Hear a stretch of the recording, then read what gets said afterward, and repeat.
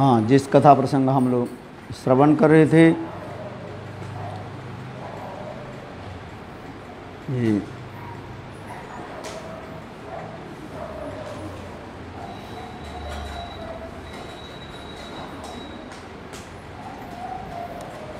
समुद्र मंथन की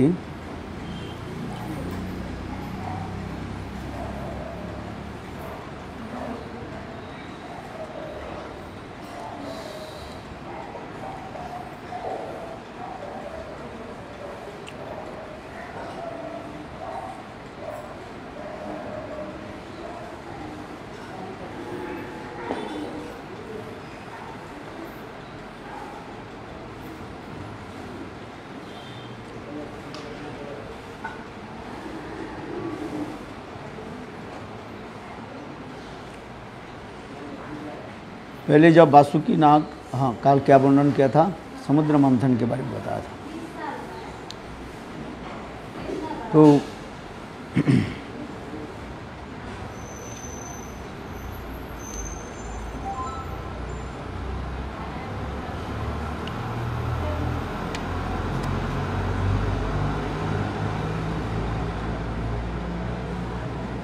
कौन सा पर्वत के द्वारा समुद्र मंथन हो रहा है, याद है?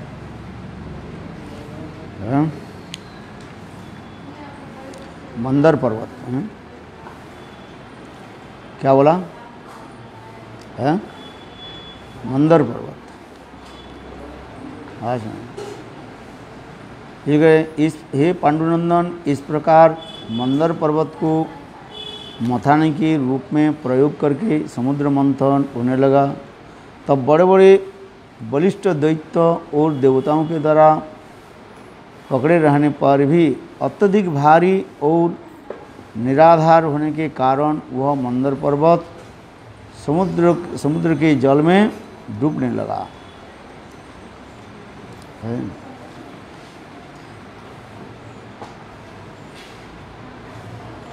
दैव्यवश अपना अपना पराक्रम विनष्ट होते देखकर अति बलवान देवताओं और दानव के अंतःकरण अतिशय दुखी हो गए एवं मुख की कांति कोमला गई।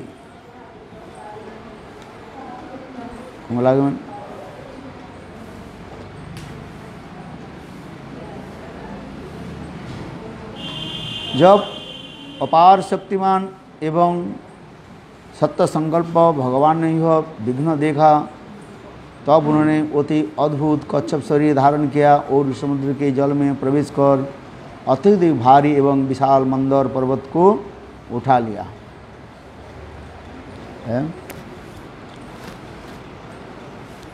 जब देवताओं और दानव ने देखा कि मंदर पर्वत तो ऊपर उठाया, तब ये पुनः मंथन करने के लिए उद्यत हो गए और भगवान श्रीहरि ने जम्बूद्वीप के समान 1,00,000 योजन फैली हुई अपनी पीठ पर मंदर पर्वत को धारण कर रखा।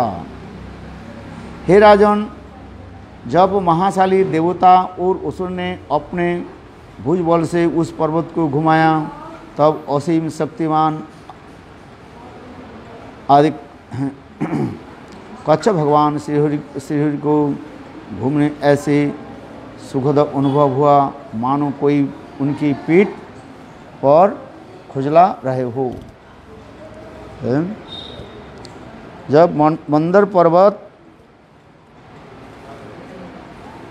कच्छपधारी भगवान श्री हरि के पीठ पर ये लोग जब मथाने लगे, तब ऐसे लग रहे हैं मानो उनके पीठ पर खुजली को खुजला रहे हैं, आनंद आ रहे थे। तत्पर भगवान विष्णु ने देखा कि इन सब से सामर्थ्य का अभाव है कि वासुकी नाग को संघर्ष के कारण अत्यधिक पीड़ा हो रही है। तभी बल बीज पढ़ने के बढ़ाने व उत्साह प्रदान करने के लिए उन्हें शक्ति का संचार करने लगा। वे असुर के राजसी शक्ति के द्वारा असुर के रूप में देवताओं की सात्विक शक्ति के द्वारा देव रूप में और वासुकी नाग के तमोगुणमयी निद्रा रूप में प्रविष्ट हो गए।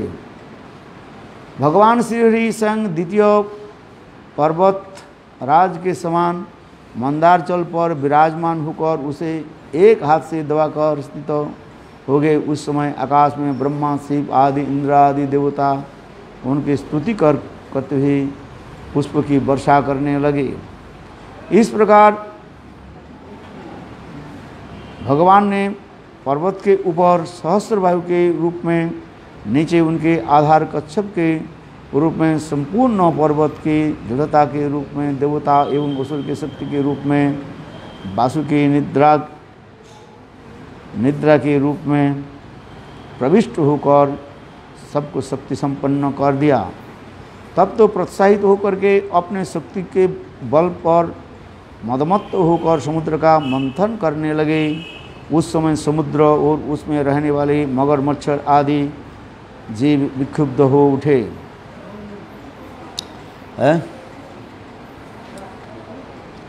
सर्पराज वासुके हजार हजार कठोर नेत्र, मुख और निश्वास से आग और धुआं निकलने लगा, जिसके कारण उर्लुम, कालिय, बोली, इल्लल आदि असुर उस प्रकार निस्तेज हो गए मानो जंगल की आग से झुलसते हुए सरल के अर्थात शाखों के पेड़ हो गए। सरल के शाखों के पेड़ हो गए। शाखों क्या है? वासुकी सांप की ज्वाला से देवताओं और सौंदर्य संपत्ति क्षीण हुए उठे। उसकी धगती सांसें धुएं से उसके वस्त्र, मालाएं और मुख आदि धूमिल हो गए। उसमें भगवान की कृपा से मेघ उनके ऊपर वर्षा करने लगे और सामुद्रिक तरंग के सिंचित होकर सुशीतल वायु प्रवाहित होने लगे। समझ में आता है? कुछ नहीं है? श्लोक नंबर ये है, अभी जो पढ़ते जा रहे हैं, ये अष्टम स्कंध 7, 14 नंबर श्लोक, 14 से 17। मथानान जथा सिंधुर देवता असुर रूपई, जदा सुधा न जायते निर्मथनित स्वयं। बड़े बड़े देवताओं एवं असुरों के द्वारा मंथन किए जाने पर भी समुद्र से अमृत नहीं निकला। तब भगवान अजित ने स्वयं ही मंथन करना प्रारंभ कर दिया।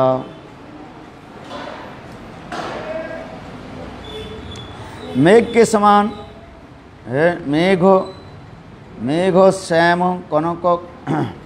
कनक परिधि कर्णा विद्युत उर्मी भ्राज दिलुलित कवच सृगधरु रक्त नेत्र जत्रुर्विद मद दुर्दशुको गृहीत्वा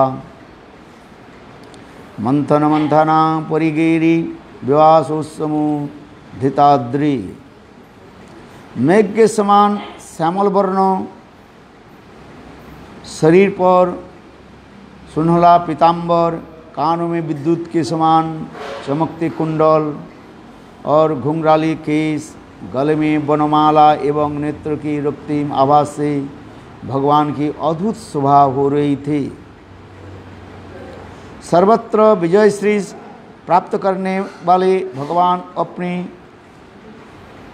अभय प्रदायिनी भुजाओं से वासुकी नाग को पकड़कर और कच्छप रूप से पर्वत को धारण कर जब मंदराचल रूपी मथानी से समुद्र का मंथन करने लगे, तब वे दूसरी प्रतिद्वंदी नीलगिरी पर्वत के समान बड़े ही सुंदर लगे थे।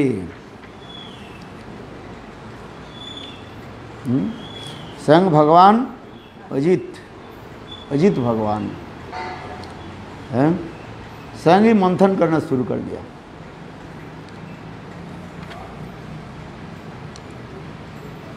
भगवान के इस प्रकार मंथन करने पर सारे समुद्र में खलबली मच गई। मत्स्य, मगर, कच्छप और सर्प अतिशय संतप्त हो उठे। तिमी, दीप, जलहस्ती, तिमिंगिल और ग्राह व्याकुल होकर ऊपर निकल आए और उसके पश्चात उस विक्षुब्ध समुद्र से सर्वप्रथम अति भयंकर हलाहल नामक विष निकाला। पहले क्या आ गया? विष आ गया है?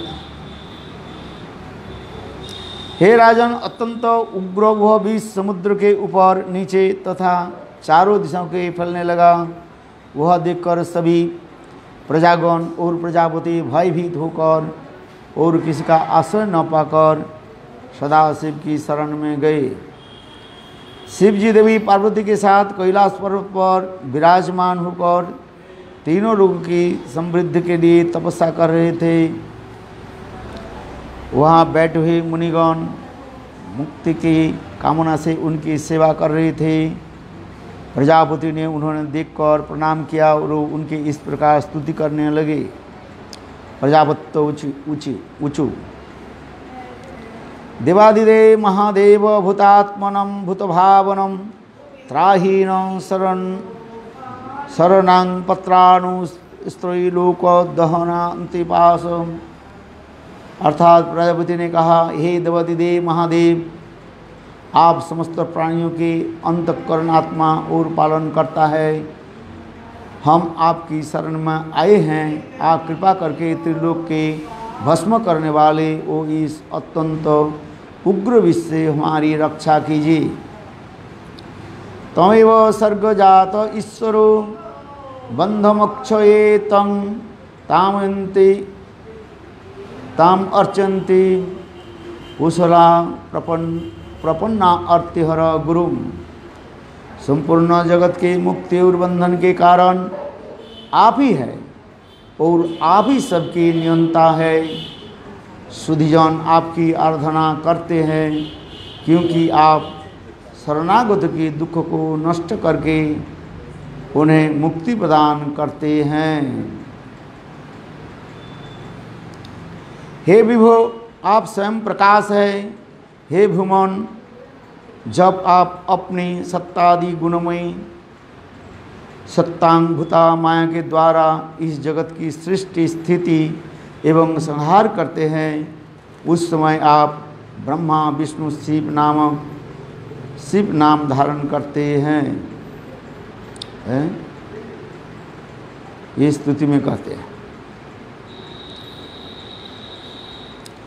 तं ब्रह्म परमं गुज्जं सदसद्भावभावनं नाना शक्तिभिराभात स आत्म जगदीश्वर।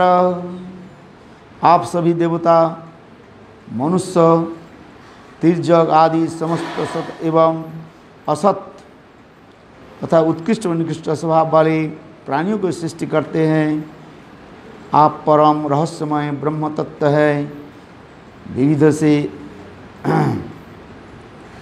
वो से मुक्त होकर आप इस दृश्य जगत के रूप में प्रकाशित हो रहे हैं। आप समस्त वेदों की उत्पत्ति के स्रोत है, अतः आप स्वतसिद्ध ज्ञान है। आप ही महत्तत्व प्राण इंद्रिय पंच महाभूत द्रव्य और सत्तादि गुण से कारण है। आप भिन्न भिन्न स्वभाव राज से आदि त्रिविध अहंकार काल और संकल्प है। और आप ही रीत एवं सत्य नामक धर्म है। विद्वानों के कहना है कि आप त्रिविध अर्थात आकार, उकार एवं मकार अक्षरात्मक प्रणव के आश्रय है।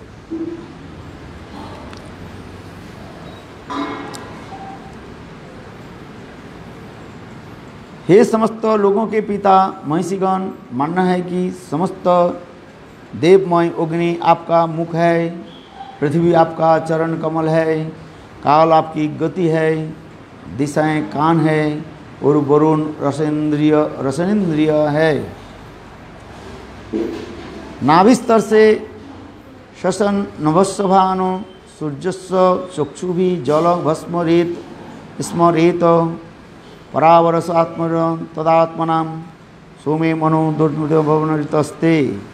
हे भगवान, आकाश आपकी नाभि, वायु निस्सा सूर्य आँखें और जल आपका वीर्य है। आपका अहंकार उत्तम एवं अधम सभी प्रकार से जीवों का आश्रय है। चंद्रमा आपका मन और सर्ग नामक मस्तक है। हे देव वेदत्रय मूर्ति, सातों सागर आपकी, पोख एवं पर्वत आपकी अस्थियां हैं। समस्त प्रकार की औषधें एवं लताएं आपके शरीर रोम है। गायत्री आदि छंद आपकी सातों भुजाएं हैं और समस्त वैदिक धर्म आपका हृदय है। हे स्वामीन तत्पुरुष, अधूर, सद्योजात, वामदेव और ईशान, ये 5 प्रकार के वैदिक मंत्र उपनिषद आपके 5 मुख है।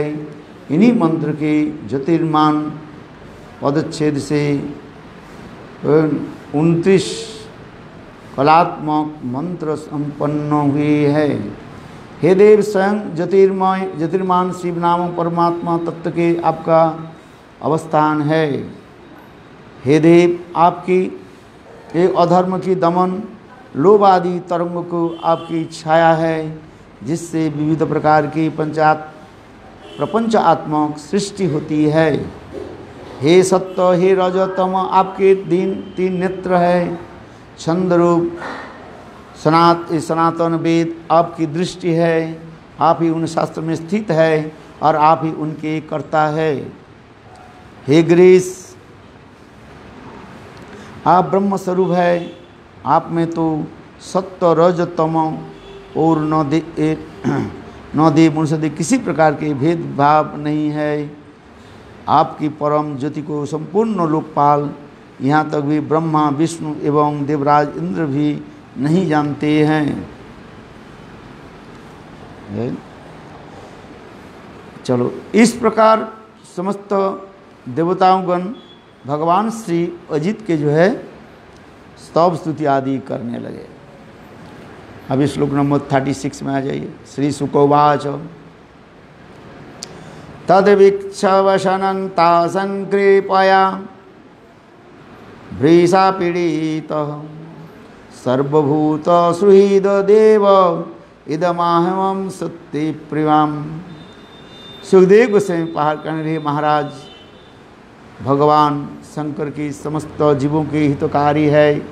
जब उन्होंने देखा कि प्रजा कालकूट विष के कारण अत्यंत उद्विग्न हो रही है, तो वे अत्यंत दयाद्र होकर अपनी प्रियतमा सती की उस प्रकार कहने लगे।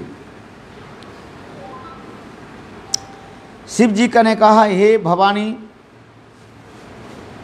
अहो देखो तो सही, क्षीर सागर के मंथन से उत्पन्न कालकूट विष के कारण प्राणियों पर कैसे विपत्ति आ पड़ी है। यह लोग जीना चाहते हैं, प्रजा भय निवारण करना मेरा कर्तव्य है। जिनके पास शक्ति सामर्थ्य है, वे दुखी जन की रक्षा करनी चाहिए। हे कल्याणी, भगवान की माया से मोहित होकर संसार के प्राणी के एक दूसरे के साथ बैर भले ही ले लेते हैं, किंतु साधु पुरुष दूसरे प्राणियों की रक्षा के लिए अपनी न तो प्राण की बलिदान कर देते हैं।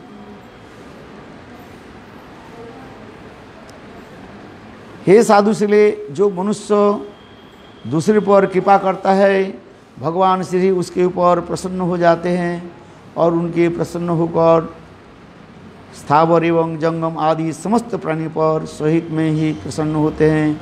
अतः अब मैं इस कालकूट विष का पान करूँगा, जिससे प्रजा मंगल होगा। है सब देवता लोग और असुर लोग शिव जी के प्रार्थना करने लगे। तो शिव जी वहाँ पर पधारे और पधार करके क्या किया, वो कालकूट विष को स्वयं पान करने लगी।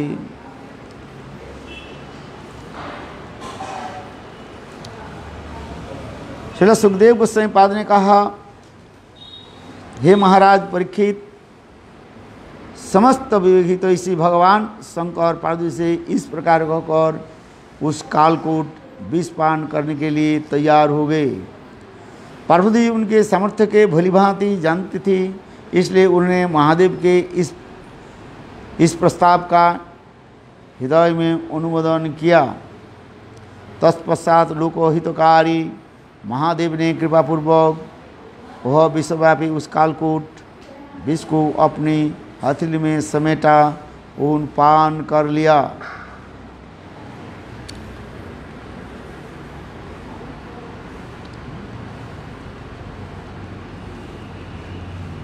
जल के पाप स्वरूप उस विष ने भगवान शंकर के ऊपर ही अपना प्रभाव प्रकट कर दिया।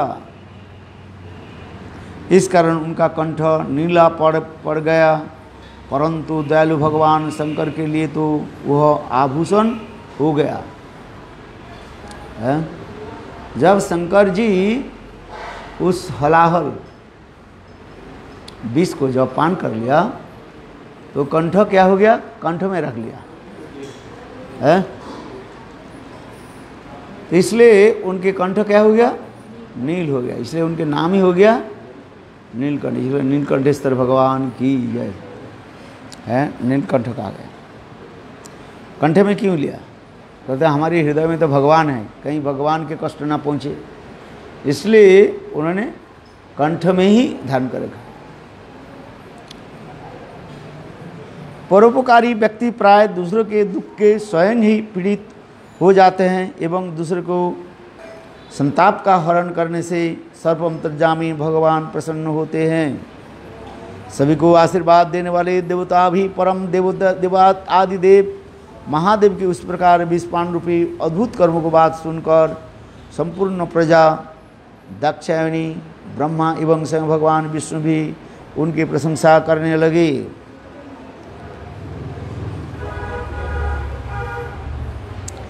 जिस समय भगवान से विषपान कर रहे थे उस समय उनके हाथ में किंचित विष छिटक गया, जिससे बिच्छू सर्प बिशौली लताओं और अन्न दंशल जहरीली वस्तु भी पी लिया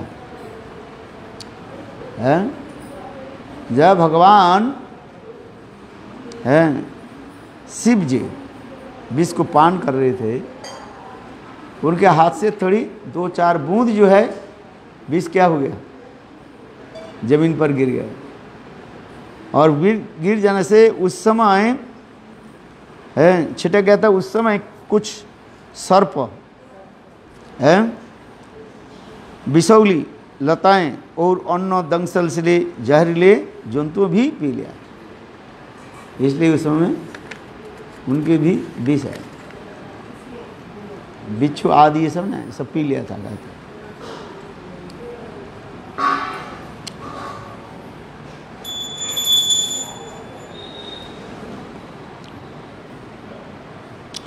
समुद्र मंथन से अमृत प्रकट होना और भगवान का मोहिनी अवतार ग्रहण करना।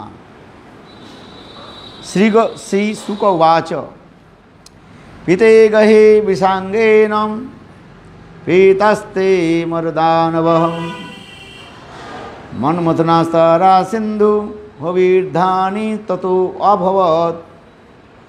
सुखदेव गोस्वामी ने कहा, हे महाराज परीक्षित, इस प्रकार जब महादेव जी ने विष पान कर लिया तब देव और दानव बड़े प्रसन्न हो गए। अब उन्होंने और अधिक बल और नवीन उत्साह के साथ समुद्र मंथन करना प्रारंभ कर दिया। तब समुद्र से यज्ञ होविका आधार रूप सुरभि गाय प्रकट हुई। पहले फिर कहा गया, पुनः समुद्र मंथन होने लगे हैं।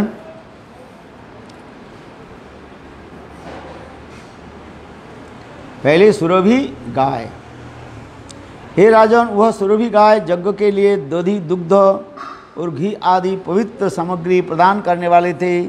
उस समय सामग्री ब्रह्मलोक की प्राप्ति कराने के अग्निहोत्र आदि वैदिक ब्राह्मण प्रसन्न करने के लिए ब्रह्मवादी ऋषियों ने उस सुरभि गाय को ग्रहण कर लिया है। ब्रह्मवादी इसने क्या कर किया, उस रभी गाय को ले लिया। अनंतर उच्चश्रवा नामक घोड़ा निकला, वह चंद्रमा के समान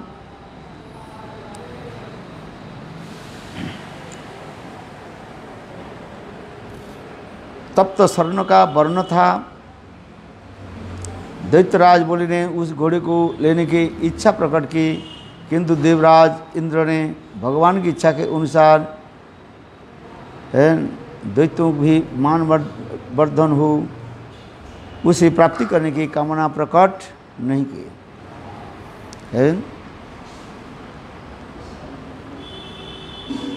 उच्चश्रवा प्रश्न माने घोड़ा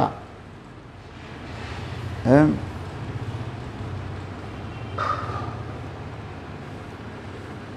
कौन ले लिया, दैत्य लोग ले लिया।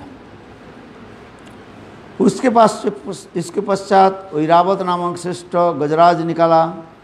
यह तो शुभ्र वर्ण था, उसके शिखर के समान 4 दांत थे, जो शिव धाम और कैलाश की शोभा को भी मात करने वाले थे। हे राजन, तत्पश्चात ऐरावत पुंडरीक, वामन, कुमुद, अंजन, पुष्पदंत, सार्वभौम और सुप्रतीक नाम से 8 हाथी और अशुभ्र आदि 8 हाथियां निकले। ऐरावत हस्ती आ गया। इसके अलावा भी और भी 8 प्रकार के हाथी आए हैं, हथेली निकले।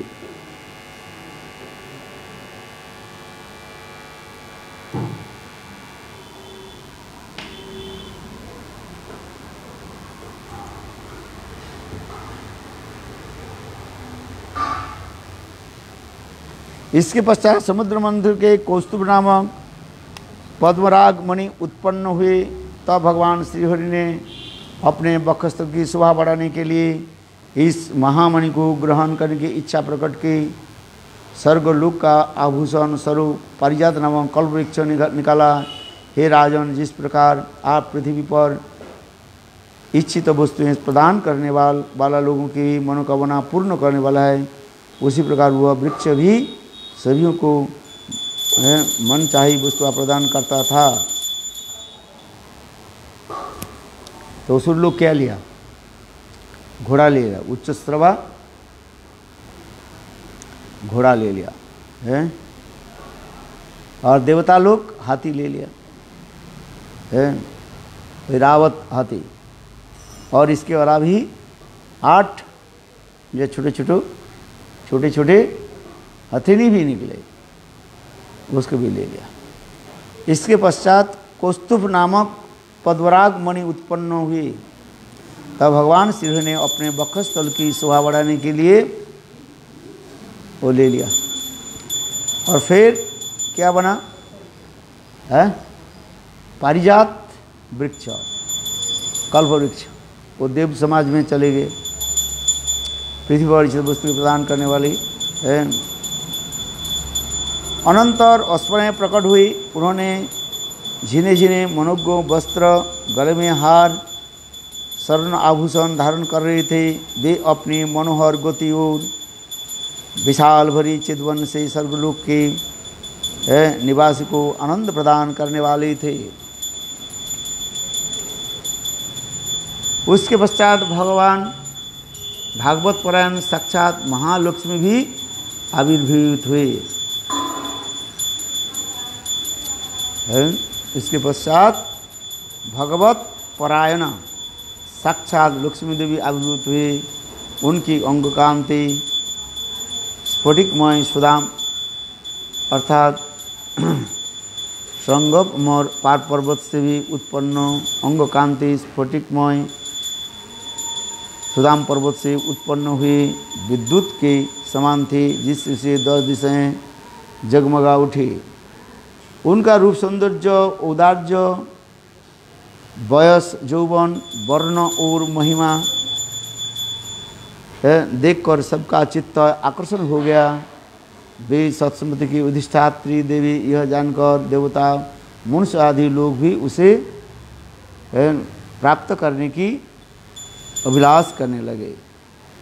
दैत्यराज इंद्र स्वयं उनके बैठने के लिए एक विचित्र सिंहासन ले आए। गंगादि नदियाँ साक्षात मूर्तिमती होकर स्वर्ण कलश के पवित्र जल भर लाई। पृथ्वी भी मूर्तिमती होकर उनके अभिषेक के लिए समस्त औषधियाँ प्रदान की।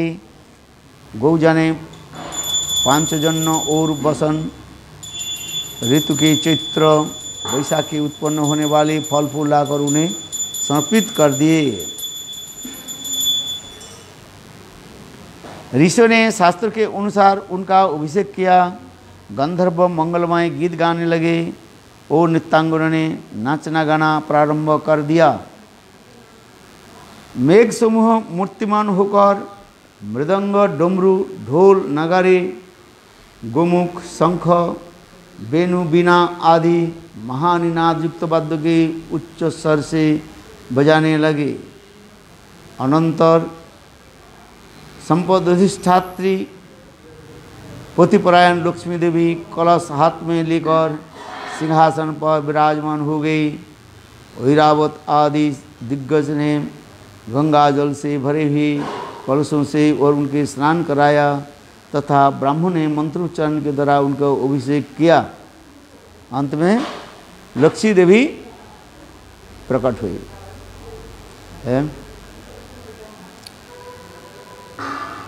रत्नों के आकर समुद्र में उन्हें पहनने के लिए सुनहली रेशमी उत्तरीय वस्त्र एवं परिधेय मैदान जुगल वस्त्र प्रदान की।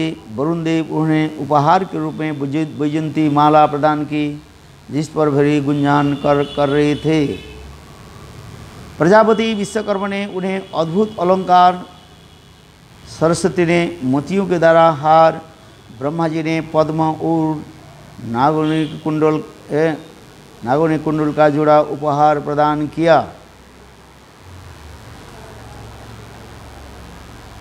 जब सस्तन पाठ एवं अभिषेक आदि मांगलिक कार्य संपन्न हो गए तब लक्ष्मी अपने हाथों में भ्रमर से गुंजमान कमल की माला लेकर चली। उस समय कुंडल के धारण करने उनकी मनोहर कपोल और भी सुंदर लग रहे थे। वे सलज्ज भाव से मंद मंद मुस्कुरा रही थी, जिनके मुखश्री का शोभा अत्यंत निखार पा रहा था। लक्ष्मी जी के स्तन जुगल परस्पर सटे हुए समान और चंदन कुमकांति के द्वारा अनुरंजित थे। उनकी कमर अतिशय पतली थी। जब वे इधर उधर घूमती तो उनके नुपुरों के बड़ी सुंदर मधुर झंकार निकालती थी। उस समय ऐसा प्रतीत होता था कि मानो कोई स्वर्णलतिका विहार कर रही हो।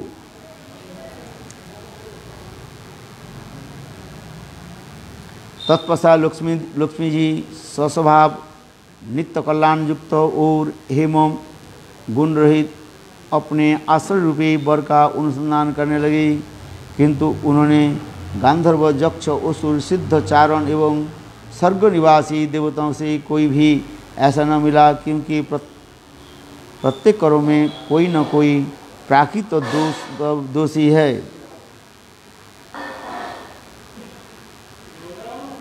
कोई दुर्वासादि तपस्वी है, परंतु उनके क्रोध पर विजय प्राप्त नहीं कर सके है। कोई बृहस्पति आदि ज्ञानी है, किंतु उनका ज्ञान फला आकांक्षा से रहित नहीं है। कोई ब्रह्मा आदि बड़े महत्वशाली, परंतु काम नहीं जीत सके। और जो इंद्र के समान बहुत ऐश्वर्यशाली, वे शत्रु के कारण बार बार निराश्रय हो जाते हैं। ऐसे ही ऐश्वर्य किस काम का है? जो दूसरे के पद आश्रित हो, वो उनका ऐश्वर्य किसी काम का नहीं हो। किसी में अर्थात शुक्राचार्य धर्म तो है, किंतु प्राणियों के प्रति दया नहीं है। किसी में दक्ष आदि के त्याग है, किंतु वो त्याग मूर्ति का कारण नहीं है। किसी पुरुष में शुभ निस्म की महाबल है, किंतु वह काल के प्रभाव से मुक्त नहीं है। और जिन्होंने प्राकृत एवं अपराकृत विषय आसक्ति का परित्याग कर दिया, वे सनकादि मुनि भी गुण तरंग से रहित नहीं है। कोई कोई दैत्यराज अर्थात बलि दीर्घजीवी है, किंतु उनमें शील और मंगल नहीं है। जिसमें मनु के पुत्र आदि शील मंगल भी है, तो उनके जीवन की स्थिरता नहीं है। शिव आदि देवता चिरऊ है, उनमें शील एवं मंगल भी नहीं है, परंतु वे शमशान वास के साथ साथ अमंगल भी धारण करते हैं। वही बात भगवान विष्णु की, उनमें समस्त मंगल गुण नित्य वर्तमान है, किंतु वे मुझे चाहते हैं और नहीं। इस प्रकार सोच विचार करके रमा देवी ने चिरकाल से अपनी अभिष्ट निर्विक्षता के सर्वश्रेष्ठ आकृत गुण से अतीत एवं अनिमा आदि समस्त सिद्धियों के उत्पन्न भगवान श्री मुकुंद के ही पोती रूप में वर्ण किया है। वो लक्ष्मी देव उठी तो अंत में वो किसको वर्ण किया? मुकुंद देव, भगवान मुकुंद।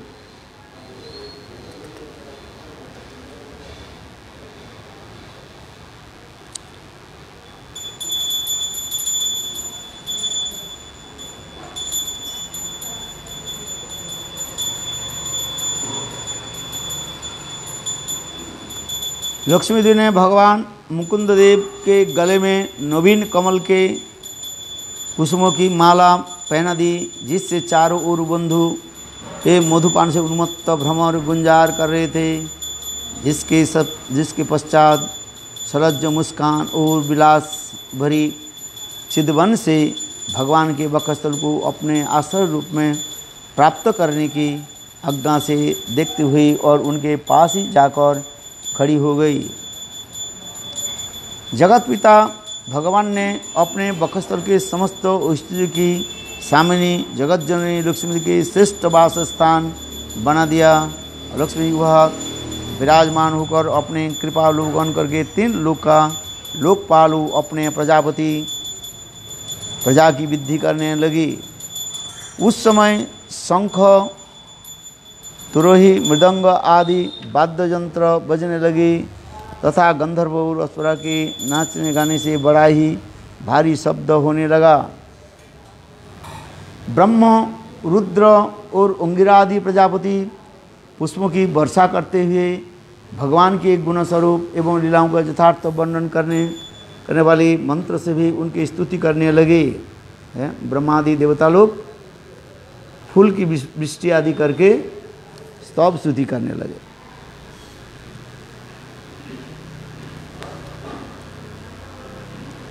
हे राजन, इधर लक्ष्मी देवी उपेक्षा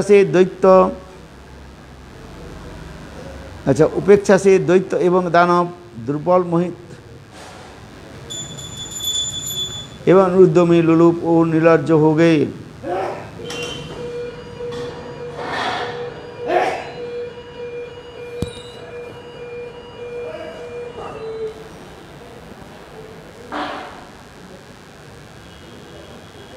इसके पश्चात क्षीरसागर के मंथन से सुरा की अधिष्ठात्री कमल के समान नेत्र वाली बारूणी नाम की कन्या प्रकट हुई। कौन आ गया? बारूणी।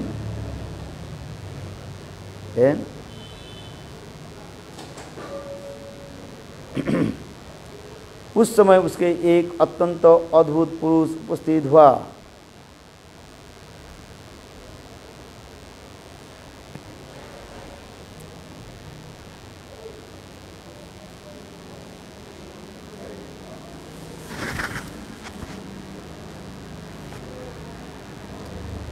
तो बारूणी नाम की कन्या प्रकट हुई है, सुराधिष्ठात्री देवता। तो भगवान श्रीहरि की अनुमति से बलि आदि प्रमुख दानों में उसको ग्रहण कर लिया है। फिर दोबारा, हे महाराज, तदंतर अमृत प्राप्ति की लालसा से कश्यप सुत देव दानव की पुनः समुद्र मंथन करा प्रारंभ कर दिया। उस समय उसमें एक अत्यंत अद्भुत पुरुष उपस्थित हुए। उनकी भुजाएं मोटी एवं लंबी थी, गला शंख के समान 3 रेखाओं के युक्त, आँखों में लालिमा और शरीर का वर्ण श्यामल था। तरुण अवस्थाई थी, गले में वनमाला थी, वह समस्त अलंकार से विभूषित था। अपने पीताम्बर पहन रखा था, कानों में चमकीली मणिमय कुंडल झिलमिल कर रहे थे। उसके केस स्निग्ध घुंघराले वाले, वक्षस्थल अत्यंत विशाल था। उस प्रकार वो समस्त शुभ लक्षण से युक्त था। सिंह के समान पराक्रमी वह पुरुष कानों से सुशोभित, हाथों में अमृत के परिपूर्ण कलश धारण किए हुए था।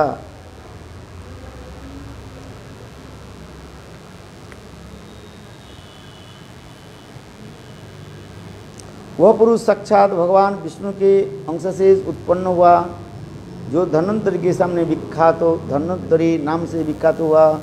धन्वंतरी आयुर्वेद शास्त्र के प्रवर्तक को यज्ञ भोग के भोक्ता है। धन्वंतरी निकला है, समस्त रोगों के निदान करने वाले, ठीक करने वाले है।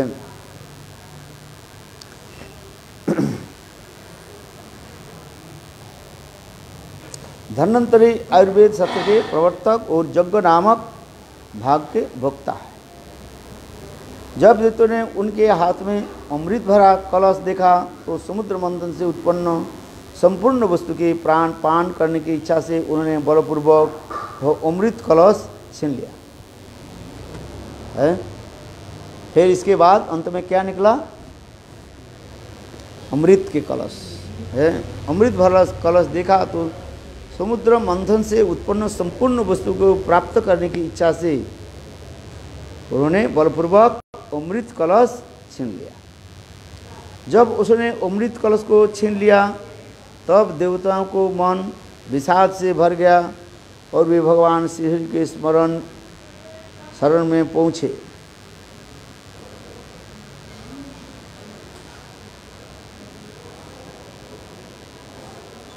भगवान ने देखा कि अमृत कलश छीन जाने से देवता अत्यंत दुखित हो रहे। तब उन्होंने कहा कि हे देवताओं, तुम दुखी मत हो, मैं अपनी माया से देवताओं के परस्पर झगड़ा, देव दानवों के परस्पर झगड़ा करवा दूंगा, जिससे तुम लोगों का काम बन जाएगा। हे राजन, उस समय अमृत प्राप्ति के लिए अत्यधिक तृष्णा जग उठी। वे पहले ही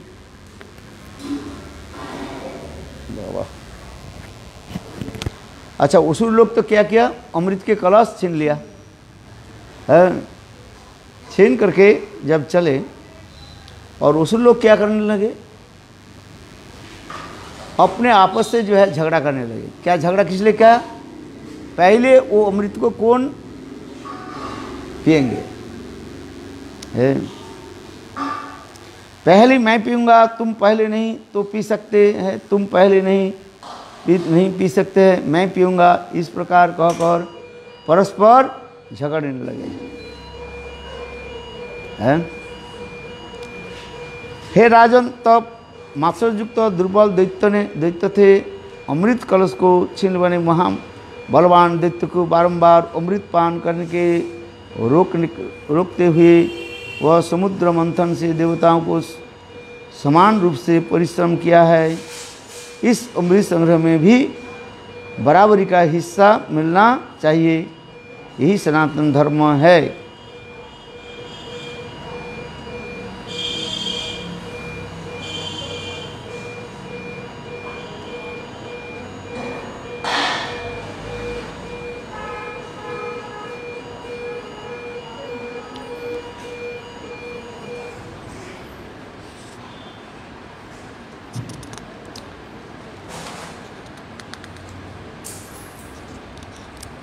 इधर दैत्यों में आपसी कलह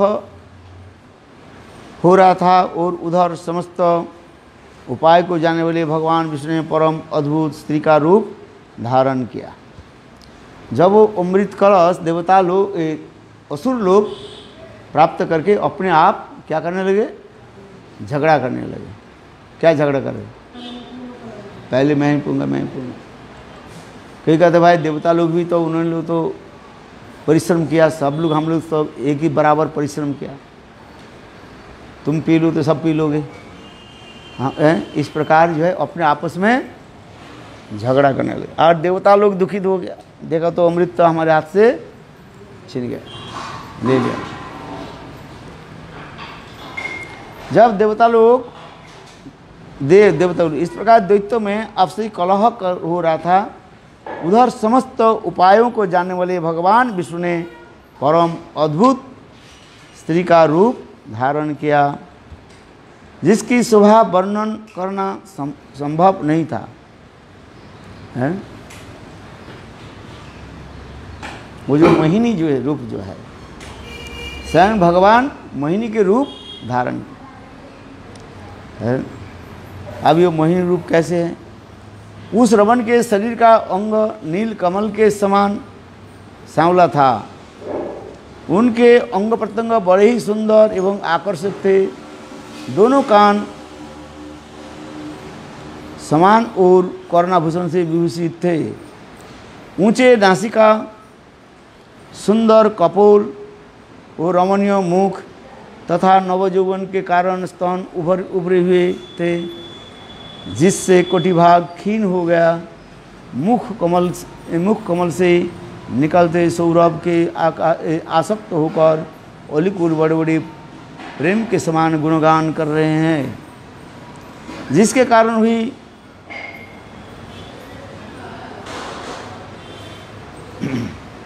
उनके नतिश अति चंचल हो रहे थे। अपने मनोहर केश शोभा में उसके प्रफुल्लित मल्लिका कुसुमों की मल्लिकाएं धारण कर रही थी। उनके कमनीय कंठमाला भुजों में बाजूबंधन शोभित हो रहे थे। निर्मल बसन से बेष्टि नितंब रूपी दीप का कर्धनी विराजमान थे।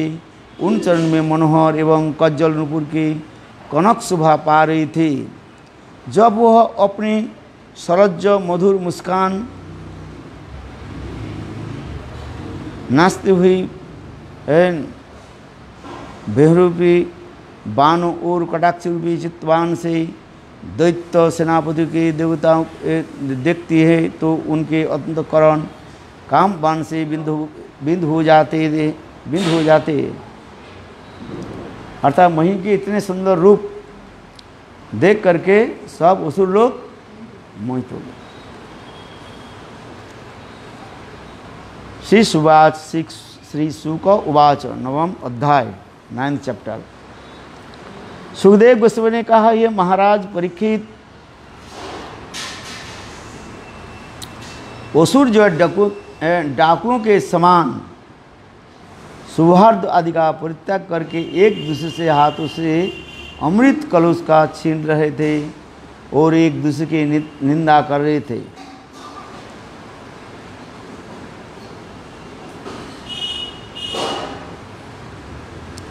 तो इतने ही समय में असुर लोग देखा कि अति सुंदर मनोहारिणी स्त्री को अपने ओर चली आ रही थी। उस मोहिनी देवी जब असुर निकट आने लगी, अहो रूपम अहो धामम अहो अस्सावनवं वय हिततीते तामद्भुतं प्रपच्युत जात दृक्षित इच्छया। उस समय सुंदरी को देखकर वे सोचने लगी, ओहो यह कितनी सुंदर है, इसकी अंग की कांति कितने अद्भुत है और कैसे नई अवस्था है। उस प्रकार के वचन कहने से वे काम के द्वारा मोहित होकर अपने समीप पहुँची और उसने कहने लगी। जब मोहिनी देवी असुर निकट आने लगे, तब उनको देख करके असुर लोग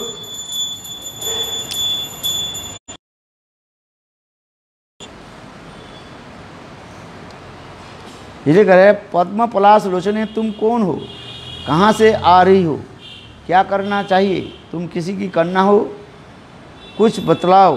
तुम्हें देखकर हमारे हृदय बहुत उथल पुथल हो रहा है।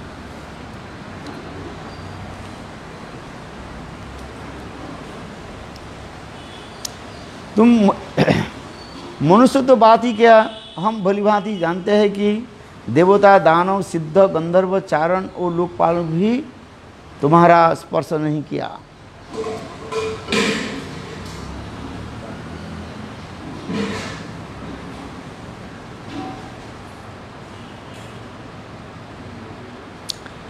इसलिए हे शुभ्रु, विधाता ने निश्चय ही कृपा करके हमारे जैसे शरीरधारियों को समस्त इंद्रियों एवं मन को प्रसन्न करने के लिए तुम्हें हमारे पास भेजा है।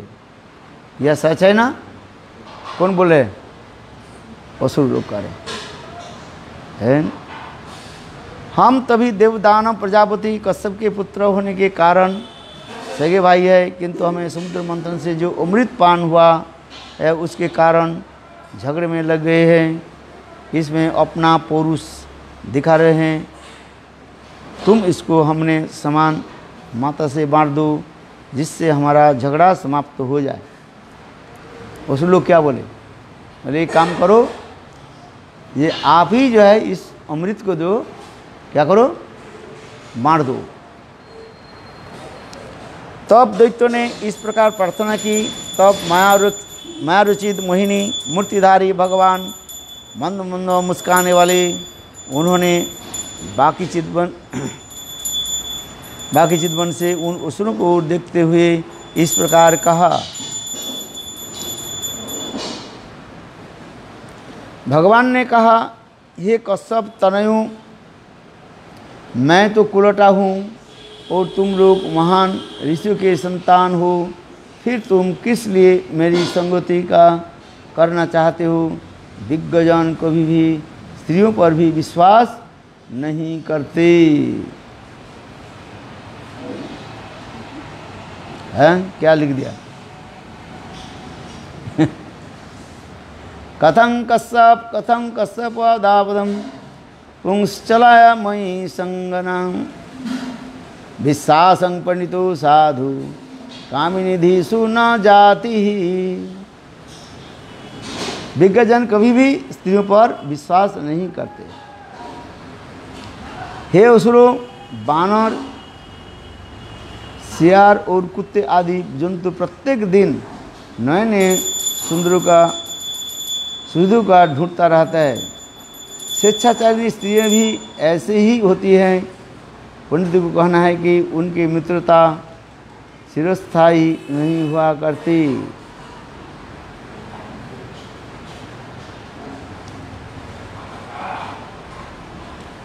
हे सुखदेव गोस्वामी ने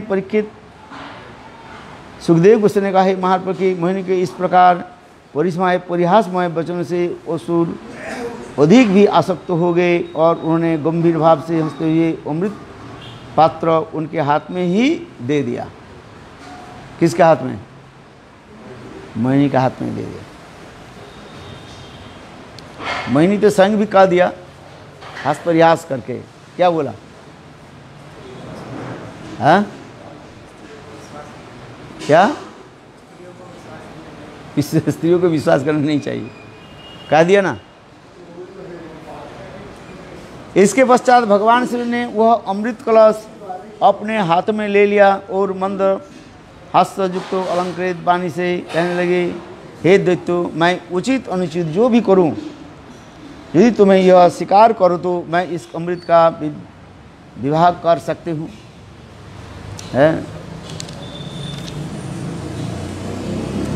बड़े बड़े असुर भी विचार बटुता से दक्ष न थे। उन्होंने मोहिनी भगवान से वचन पर सुनकर एक सर से कहा, शिकार है।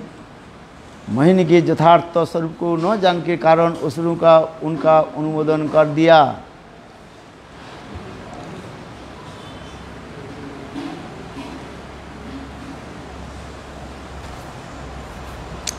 अनंतर देवता और असुर सभी ने उपवास किया तथा स्नान आदि करके अग्नि में घी आदि हविष्यन्न आदि आहुति डाली। गो ब्राह्मण एवं समाज के लिए अन्न वर्ण तथा क्षत्रिय वैश्य तथा समुद्र के ये शत्रु के उनके पात्रों के अनुसार घास चारा अन्न आदि धन आदि उपहार प्रदान किए। है बोले अमृत कैसे पान करना है? अमृत पान करने के लिए पहले क्या करो? उपवास करो, है पेट तो खाली हो, है और स्नान आदि करो और अग्नि में घी आदि दे करके आहुति करके आओ। है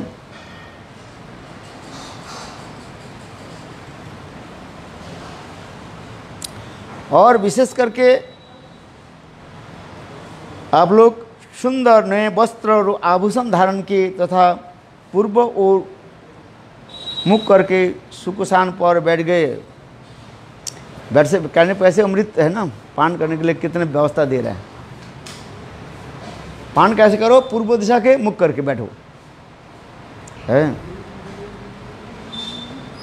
इसलिए हम लोग के मंत्र जब प्रातः काल में किस दिशा पर बैठ करके करते हैं? पूर्व दिशा पर, है पूर्व दिशा पर बैठ करके मंत्र जप करना, ये पूर्व मुखा कहा जाता है। और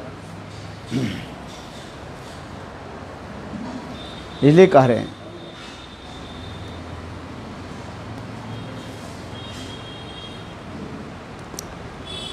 जिस दिव्य भवन में देवता और दानव बैठे थे उसे दीप को एवं फल-मूल मालाओं से सजाया गया था। धूप से सौरभ से सुगंधित किया गया था। ये राजन उसी समय कमनीय साड़ी पहनते हुए विशाल नितंब के भार से मंद गति से चलते हुए अपने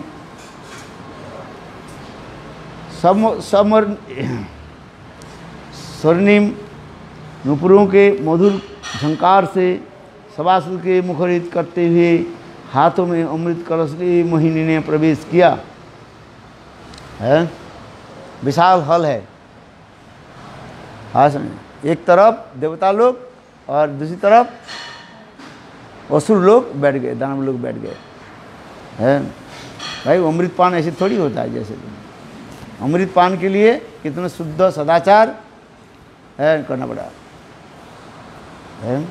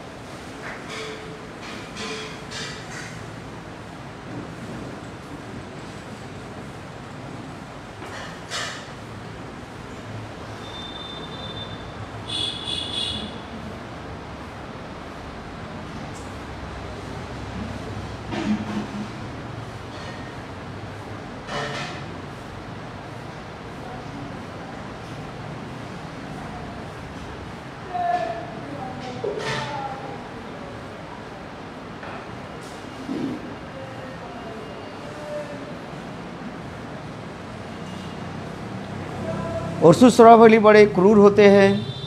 उन्हें अमृत पिलाना सांप के दूध पिलाने के समान और अत्यंत घातक है। इस प्रकार सोच विचार करके भगवान अच्युत ने असुरों का अमृत से कोई भाग नहीं दिया। भगवान श्रीहरि विचार करने लगे। दोनों तरफ तो बैठ गए, एक तरफ असुर और दूसरी तरफ देवता लोग। मन में विचार करने लगे ये असुरों के यदि मैं अमृत पिला दूं है तो असुर के द्वारा क्या है, सब सृष्टि ध्वंस हो जाए। जैसे सांप के कोई दूध पिला है तो सांप क्या करेगा, अंत में उनको ही डसेगा। है इसलिए असुरों के यदि मैं अमृत पिला दिया तो ये असुर क्या करेगा, मेरा सृष्टि को वो ध्वंस कर देंगे।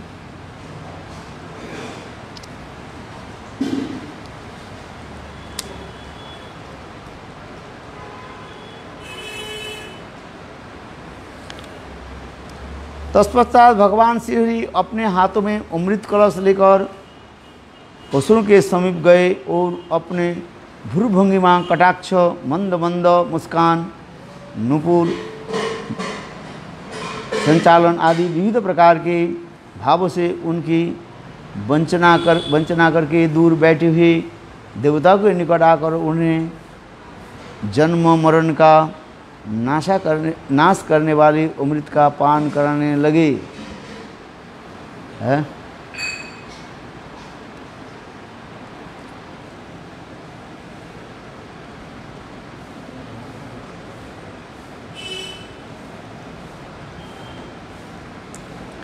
हे राजन, दैत्यगण उस मोहिनी मूर्ति के प्रति अत्यंत आसक्ति होकर अपनी प्रतिज्ञा का पालन कर रहे थे।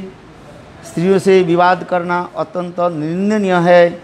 यह सोच विचार कर तथा अपनी प्रतिज्ञा की रक्षा करने के लिए सारे असुर मौन बैठ रहे हैं। पहले मोहिनी देवी ने देवता को पान करा के आ रहे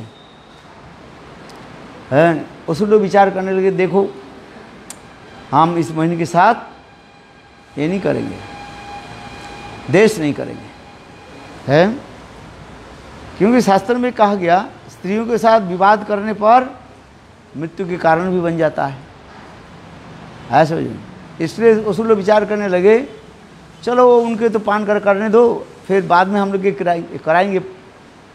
इसलिए कुछ असुर लोग विवाद करने के लिए जा रहे थे। हैं बोले पहले देवता को क्यों पान करा रहे, और पान कराते करते यदि सब खत्म हो जाए तो हम लोग को क्या मिलेगा, ये भी तो होता है ना। किंतु ये लोग भली भांति विचार करने लगे, स्त्रियों के साथ कभी विवाद व कलह करना उचित नहीं है, है? नीति शास्त्र में कहा गया है।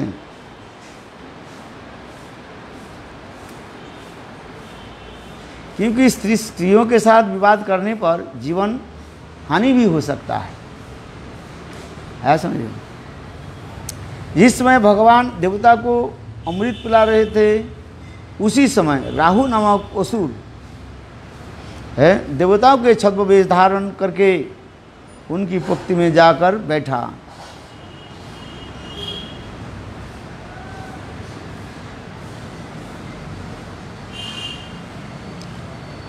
और उस वक्त बैठा और हाथ में अपने भी अमृत पान कर लिया।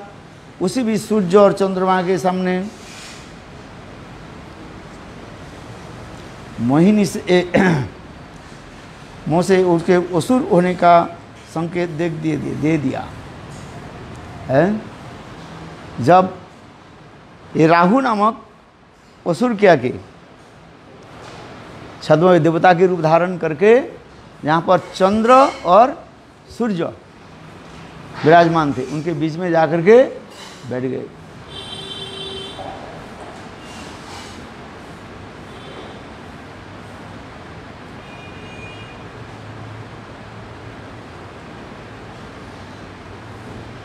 भगवान से अमृत पिलाते ही अपने तीखी धार वाले वक्र चक्र से राहु को सिर काट डाला, अर्थात अमृत गले से नीचे उतरे और अमृत की देकर स्पर्श नहीं किया था, परंतु इस असुर का सिर अमर हो गया।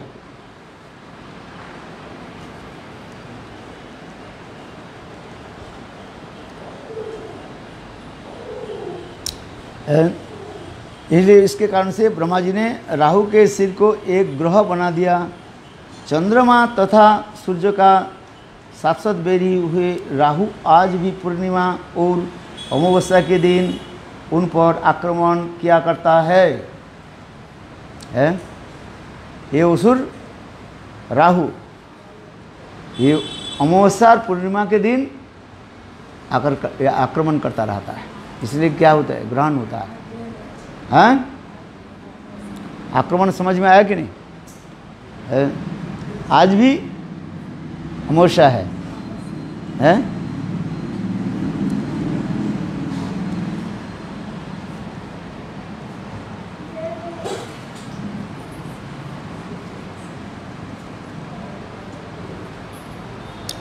जब देवता के अमृत पान करना प्राय समाप्त हो गया, तब लोक पावन भगवान शिव ने उस बड़े बड़े असुरों के समक्ष ही महीन रूप त्याग कर अपना वास्तविक रूप प्रकट कर दिया।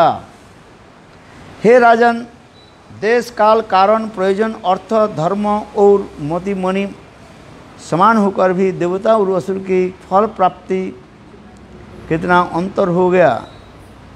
देवताओं भगवान के चरण कमल की रेणु का आश्रय किया था, किंतु दैत्य भगवान के चरण कमल की विमुख थे, इसलिए इतना कष्टसाध्य परिश्रम करके भी अमृत फल की प्राप्ति न कर सके।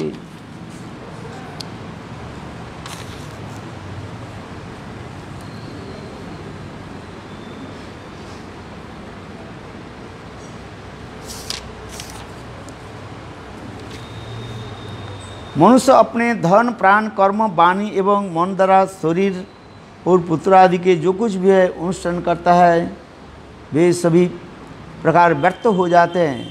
जिस प्रकार शाखाओं के मूल से पृथक जानकर शाखा की सिंचाई करने पर मूलों की जल देने से उसके टहने टहलनी और पत्तियाँ सिंचाई स्वयं ही हो जाती है, उसी प्रकार सारे प्रयास भगवान के उद्देश्य से उनके कारण उनका फल भेद रहित होकर सभी का मिल जाता है।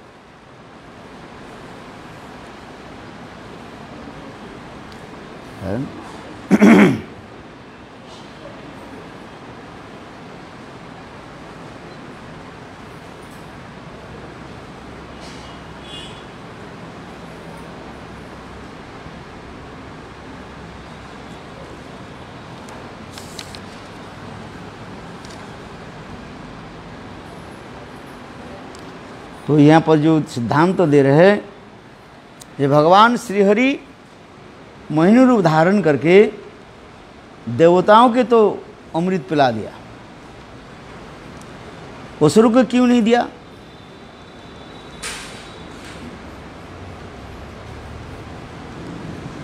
बताओ क्या बोला?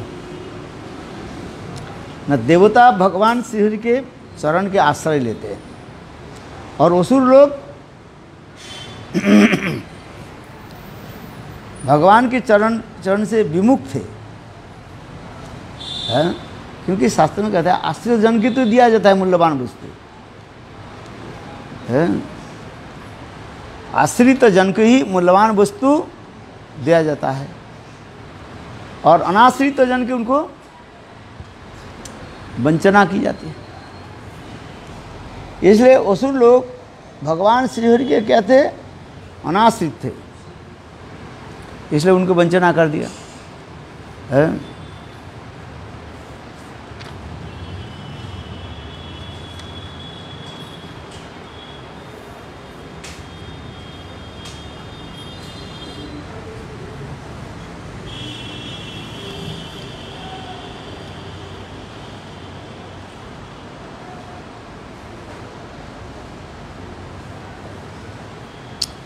इसलिए कह रहे दैत्य भगवान के चरण में विमुख थे, इसलिए इतना कष्टसाध्य परिश्रम करके भी अमृत फल की प्राप्ति कर न सके।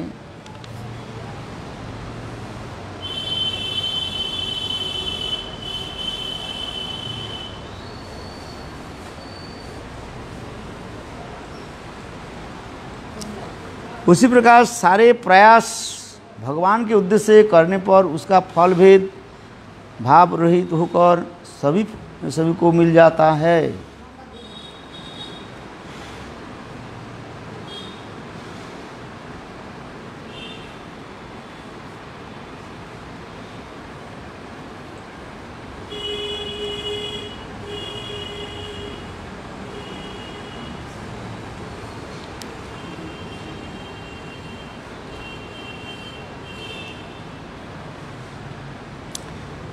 अभी आगे 10वें अध्याय में देवासुर संग्राम समय हो गया।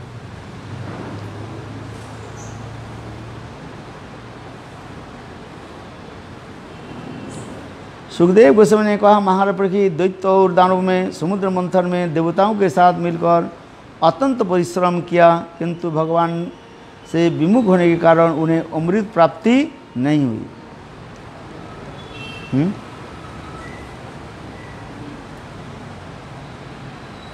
इसमें एक कथा मैं सुनाता हूँ, कभी कभी शायद आप लोग सुने होंगे।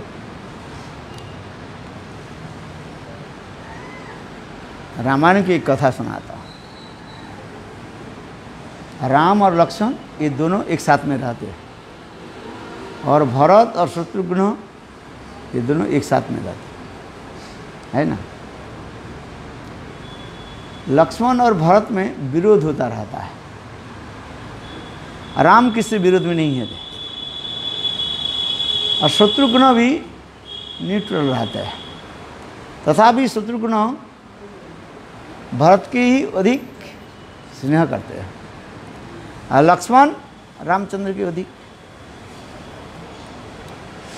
इस प्रसंग में रामायण में एक कथा वर्णन है।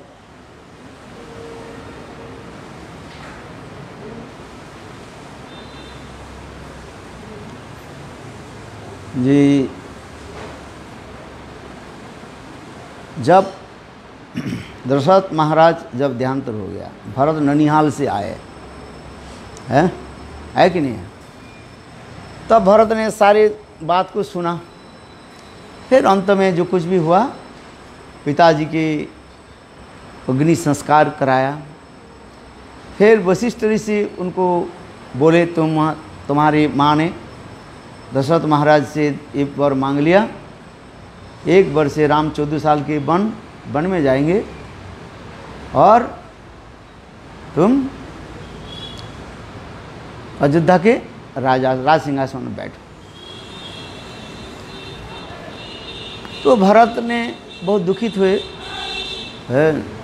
भरत क्या की, बोले नहीं, ये अयोध्या के जो राज सिंहासन एकमात्र तो मेरे भाई रामचंद्र ही दावेदार है।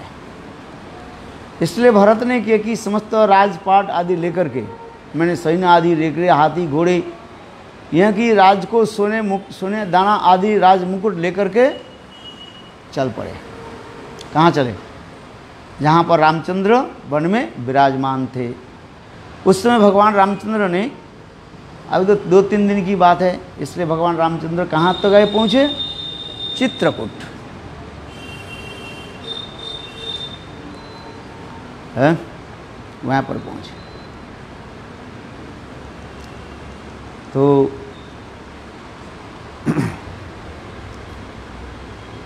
उस समय लक्ष्मण के जब पता लगा ये भरत सैन्य सामंत लेकर के आ रहे हैं, तो लक्ष्मण बहुत क्रोधित हो गया। बोले ये भरत माँ के भांति कुटिल है, क्योंकि मेरे भाई राम 14 साल के बाद जब अयोध्या जाएंगे, ये भरत देंगे नहीं है।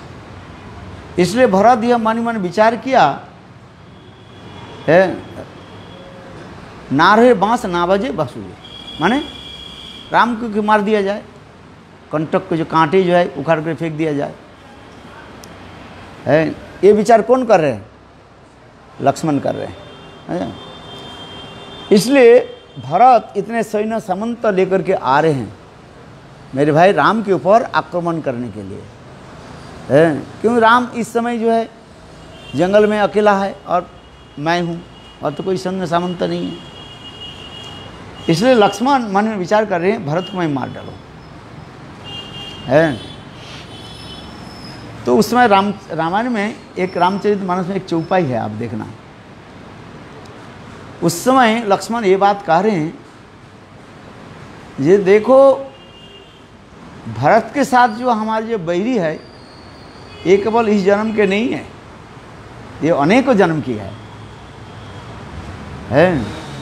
कोई ऐसे शब्द आ रहे हैं उसमें, उनके साथ मेरा बैर जो है, झगड़ा जो है इस जन्म, मैं उसे सारे जो है उसे अभी है उठा लेता हूँ।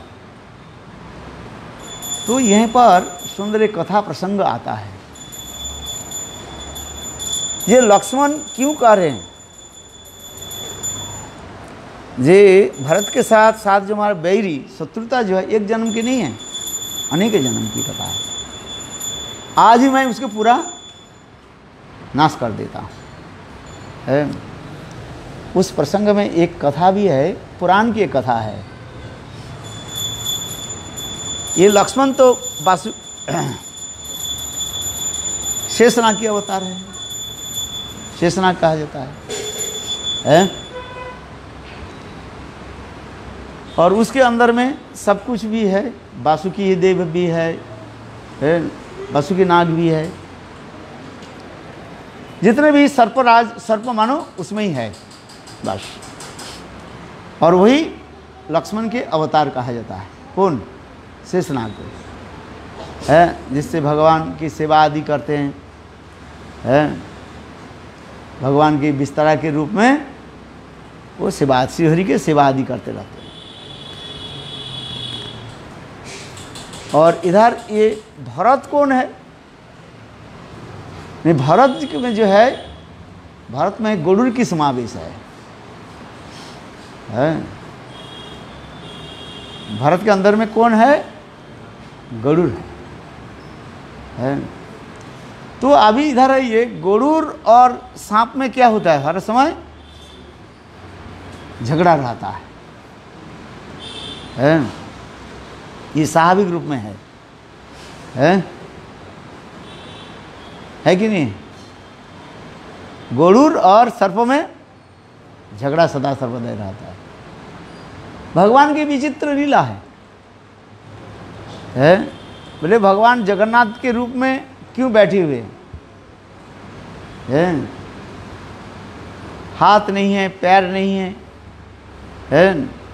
ठुडे जगन्नाथ कहा जाता है। तो उसमें शास्त्रकार भी कहते हैं ये भगवान विष्णु कह रहे हैं, ये मैं जगन्नाथ दारू ब्रह्म होकर क्यों बैठा हूँ? मेरे गुरुदेव कथा को सुनाते थे। नारद ऋषि एक बार यही जगन्नाथ जी की पूछा, भाई आप बताओ, प्रभु आप बताओ, आप ऐसे दारू ब्रह्म होकर के क्यों बैठे हैं? तब उस समय भगवान कहने लगे, देखो मैं क्या बताऊं, ये मेरा दुर्भाग्य है।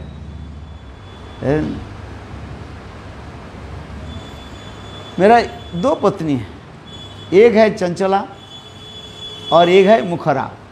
चंचला माने लक्ष्मी, वो एक स्थान में नहीं रहती है, वो चलना शुरू कर दे। एक को स्त्री दिया, द्वितीय चंचला। प्रथम एक और मेरा दूसरी स्त्री क्या है?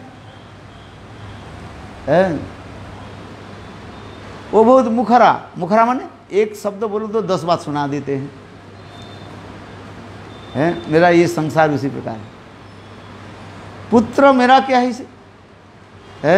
भुवन विजयी, इतने सुंदर रूपवान है, बस एक स्थान पर नहीं रहते हैं, सब घूमता रहता है, घूमता रहता है। यही मेरा संसार है। और दूसरी देखो, मैं जहाँ पर सोता हूँ, मेरा बिस्तरा क्या है? शेष है, सांप है। चलो सोच रहता हूँ थोड़ा आराम से सो जाऊँ, नरम बिछाना, तो नरम बिछाना है, किंतु वो भी सो नहीं पाता। क्यों? ना मेरा वाहन जो है गरुड़ है, ये मेरा वाहन गरुड़ और सांप में दोनों में क्या होता रहता है? झगड़ा रहता है। और उस झगड़े में बीच में मैं पड़ा रहता हूँ। नींद आएगी क्या बताओ? आपके इधर के एक पड़ोसी, इधर के पड़ोसी, आप बीच में रहो तो दोनों जी लड़ाई करे, आपको नींद आएगा क्या? भले आप झगड़ा नहीं करो, किसी के पक्ष नहीं लो, गाली गलौज, ये गाली गलौज करे, वो गाली गलौज करे, तो आपके नींद आएगी? नींद। इसलिए भगवान कह रहे हैं, पुत्र मेरा भुवन विजयी, पुत्र मेरा भुवन विजयी है। इसलिए कहता है भाई, इसलिए जगन्नाथपुर ने समुद्र के किनारे में मैं इसलिए दारू ब्रह्म होकर के रहता हूँ आराम से, हैं? अच्छा, जिस प्रसंग मैंने आप लोग को कहा था, क्या बताया? लक्ष्मण किसका अवतार बताया गया? शेष भगवान, सर्प। और भरत जी गरुड़ जी के है। ये दोनों में क्या है? तो हर समय झगड़ा रहता है। इसलिए लक्ष्मण आज विचार कर रहे हैं, ये भरत के मैं अंत कर देता हूँ। है उसमें एक चौपाई है पढ़ना, है पुराण जो जितने झगड़ा है आज मिटा देता है। तो लक्ष्मण ने के तीर धनुष लेकर के दौड़ पड़े। तो उस समय भगवान रामचंद्र उनकी समझाया, ये मेरा भरत ऐसे नहीं है। राम लक्ष्मण क्या बोले? नहीं, जिसके माँ कुटिल है, जो बात उनके पुत्र भी कुटिल होगा। अरे ऐसी कोई बात नहीं है, नहीं तो तुम्हें देना के लेना पड़ेगा, है कि नहीं? इसलिए लक्ष्मण तब वो शांत हो गया। फिर अंत में लक्ष्मण भरत जी के पास जाकर के अपने क्षमा प्रार्थना मांगे, है कि नहीं?